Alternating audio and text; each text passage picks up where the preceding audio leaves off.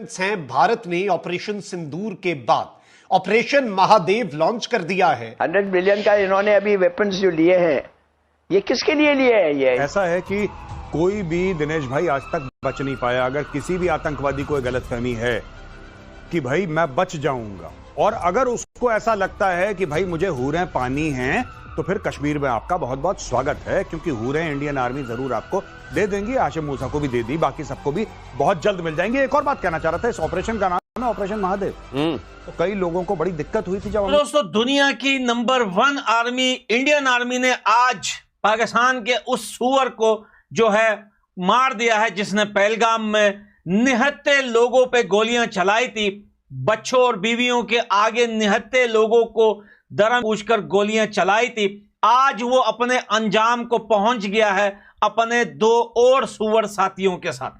बताया जा रहा है कि आज ही 3 के करीब 2 या 3 के करीब लोग जो हैं उनको उन्होंने कश्मीर में मारा है, या अटैक करके जो फोर्सेस हैं भारत की उन्होंने मारा। कहा यह गया है कि ये वही लोग थे जिन्होंने अटैक किया था पहलगाम में। आपको क्या लग रहा है कि ये क्या चल रहा है, और पाकिस्तान के साथ क्रिकेट खेलने से भी मना किया जा रहा है? कुछ आगे लगता है कुछ बेहतरी? आप देख लें कि भारत किस डगर पे चल रहा है। चाइना के अंदर जयशंकर जाता है, जो 2020 के अंदर इनकी झड़पें होती हैं वो सब भूल के अब जो पाबंदियां थी सरमायाकारी की चाइना के अंदर, वो भी नरम करने का सोच रहा है। भारत अमेरिका के अंदर जाता है, हम पे इल्जामात लगाता है कि मुस्लिम जो है वो जहाद वाले मामला जिस तरह पे बदनाम किया जाता है पूरी दुनिया के अंदर, ऐसे इल्जामात आसिम मुनीर पे लगते हैं, हुकूमत पाकिस्तान पे नहीं लगते। हमारे जो लगा लें, अभी लगा लें, तो जिसका जितना दिल करता है। बहुत सर 1 मिनट इल्जाम लगा ले। अभी मैं आपको बता रहा हूँ, अगस्त में दोबारा इंडिया ने आप पे हमला कर देना, पे सबकी बोलती बंद हो जानी। उस वक्त आसिम मुनीर ही आएगा आगे, ये तो नहीं आएंगे ना आगे।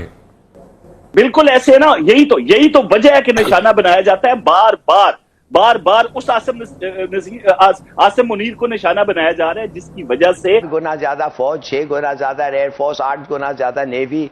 क्या ये फोर्स को हम रेजिस्ट कर सकते हैं? तो इंडिया आर्मी में जोश है, उनका जो एक अपना तिरंगा है वो अपनी भारत माँ कहते हैं। आज तो महादेव, वैसे ही महादेव जी का मंथ चल रहा है सावन, और अभी सावन शिवरात्रि भी गई है, और सावन के अंदर भारतीय सेना ने ऑपरेशन महादेव कर दिया। इस वक्त भारतीय मीडिया जश्न मना रहा है। महादेव ऑपरेशन था, ऑपरेशन महादेव शुरू हुआ किस लिए भाई? ये तो पाकिस्तान के लिए लिया है। इसके लिए पाकिस्तान से अब ऐसी कीमत वसूली जाएगी जो उसके लिए नाकाबिले बर्दाश्त हो। 3 पाकिस्तानी आतंकी जो पहलगाम हिंसा में भी शामिल थे, उन गलतफहमी है कि भाई मैं बच जाऊंगा, और अगर उसको ऐसा लगता है कि भाई मुझे हूरें पानी हैं, तो फिर कश्मीर में आपका बहुत बहुत स्वागत है, क्योंकि हूरें इंडियन आर्मी जरूर आपको दे देंगी। हाशिम मूसा को भी दे दी, बाकी सबको भी बहुत जल्द मिल जाएंगे। एक और बात कहना चाह रहा था, इस ऑपरेशन का नाम है ऑपरेशन महादेव। तो कई लोगों को बड़ी दिक्कत हुई थी जब हमने हर हर महादेव बोला था। तो भाई साहब, अगर आपकी अनुमति है तो आज बोल लें हम। नहीं, अगर आपको बुरा न लगे, आपकी भावनाओं को ठेस न पहुंचे, तो हर हर महादेव। अपने 2 और सुअर साथियों के साथ बताया जा रहा है कि लश्कर तैयबा या सिपाही साहबा का बंदा है, और यह पाकिस्तानी आर्मी के लिए काम भी कर चुका है। रिपोर्टें ऐसी आ रही हैं जिसका नाम है हाशिम मूसा आका सुलेमान, जो मास्टर माइंड भी बताया जा रहा है इस हमले का।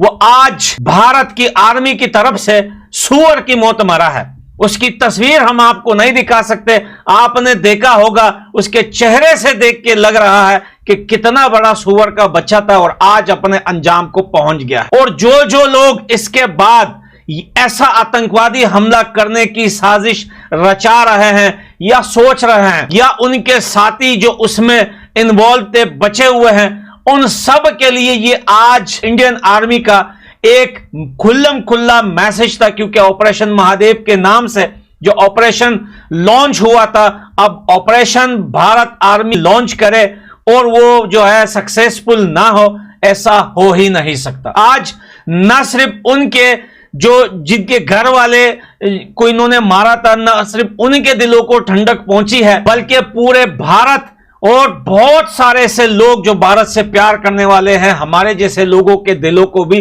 ठंडक पहुंची है। क्योंकि ऐसे सुअरों को दुनिया में जीने का हक बिल्कुल नहीं है।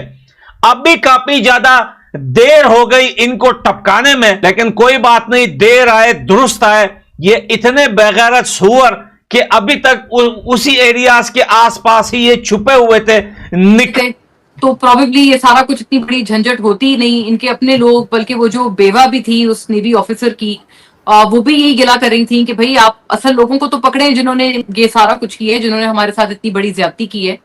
और मैं समझती हूँ, देखें, हमारी बड़ी सॉलिडारिटीज हैं उन तमाम सिविलियंस के साथ जिनको इस वाकये में, पहलगाम इंसिडेंट में जिनको बेचारों को अटैक किया गया, उनको अपनी जिंदगी खोनी पड़ी, और उनकी सारी फैमिलीज के साथ। लेकिन उनका सवाल बहुत जायज था कि आपने हमारे हमारे दुख दर्द का रिट्रेसल करने के लिए, उन लोगों से बदला लेने के लिए जिन्होंने एक्चुअल में किया है, आपने किया क्या? तो ये बड़ी अहम बात थी। और अब जाके मुझे लगता है अगर इनको ये अभी कर रहे हैं उनको, हाँ जी, कि ये लोग हमने मार दिए, इन्होंने पहलगाम किया था, तो ये मुझे किसी भी तरह के इंसाफ से ज्यादा इसमें इसी चीज की बदबू आ रही है कि ये सिर्फ इनके अपने उस सेशन के लिए, जवाबदेही के लिए, ताकि इनको वहां पर अपनी पार्लियामेंट में बहुत ज्यादा इनको तनकीद का सामना ना करना पड़े, या बहुत ज्यादा इनके ऊपर तनकीद के जो निश्तर हैं वो ना बरसाए जाएं। तो इसलिए मुझे लगता है थोड़ी फेस सेविंग ही है कि इन्होंने किसी को रैंडम मार दिया है और अब उसके ऊपर पहलगाम वाला पूरा वाकया जो है वो थोप रहे हैं। वरना इससे पहले ये कुछ एस्टेब्लिश तो करते हैं कि यही लोग थे, कोई सीसीटीवी में आए हों या एनीथिंग, कोई भी ऐसी चीज, वहां की कोई विटनेसेस हों जो उनको आइडेंटिफाई करते हैं कि हाँ वो ये लोग थे। तो ये तो मुझे सिर्फ इससे ज्यादा और कुछ भी नहीं लगता है। लेकिन मोना, साथ ही इनका ये भी कहना है कि जी ये पाकिस्तानी हैं, जो लोग थे जिनको के मारा गया है वो पाकिस्तान से रिलेट भी कर रहे हैं उनको। तो आपके ख्याल से इससे पहले बिलावल साहब ने कहा था कि अगर भारत चाहे तो हम हाफिज सईद और मसूद अजहर, उस तरह के नाम उन्होंने लिए कि उनको भी दिया जा सकता है, कि इंटरनेशनल मीडिया को इंटरव्यू में कहा था, उसको भी इंडियन मीडिया ने काफी हाईलाइट किया था। आपको नहीं लगता कि इस वक्त पाकिस्तान के, क्योंकि टर्म्स जो है वो काफी भारत से खराब हुए हुए, तो अब इन्हें कुछ इस तरफ भी सोचना पड़ेगा, या बस हम ये सोच के बैठेंगे ठीक है इन्होंने लोगों को मार दिया और नाम तो हमारा ही लग रहा है फिर भी हर हाल में? वो तो आई थिंक आरजू, ये लोग हेल्प नहीं कर सकते। और बहुत देखें, मुझे नहीं लगता कि वो पाकिस्तान के अलावा किसी भी चीज पे नाम लगा सकते हैं। मैं इसको जोड़ना चाहती हूँ, बल्कि बहुत एक इंटरेस्टिंग मिसाल है। मैं हमेशा कहती हूँ कि बलूचिस्तान का, ऑल्दो ये कि कश्मीर से कोई कंपैरिजन यूएन के चार्टर्स के हिसाब से नहीं है, बिकॉज बलूचिस्तान कोई कॉन्फ्लिक्टेड टेरिटरी नहीं है, वो बाकायदा सॉवरेन हिस्सा है पाकिस्तान का। लेकिन कश्मीर तो कॉन्फ्लिक्टेड टेरिटरी है, उसको किसी भी महजब मुल्क के नक्शे में और यूएन के अपने नक्शे में कॉन्फ्लिक्टेड टेरिटरी बताया जाता है। फिर भी एक कंपैरिजन इस तरह से मैं कर रही हूँ कि दोनों जगहों पे लोग नाराज हैं। जब नाराज लोग कहीं होते हैं ना, तो आपको पता है वहां पर कोई मर्जी इस तरह का इंसिडेंट हो जाए तो हमेशा उन्हीं लोगों पे डाला जाता है जो कि अपने रियासत से नाराज होते हैं।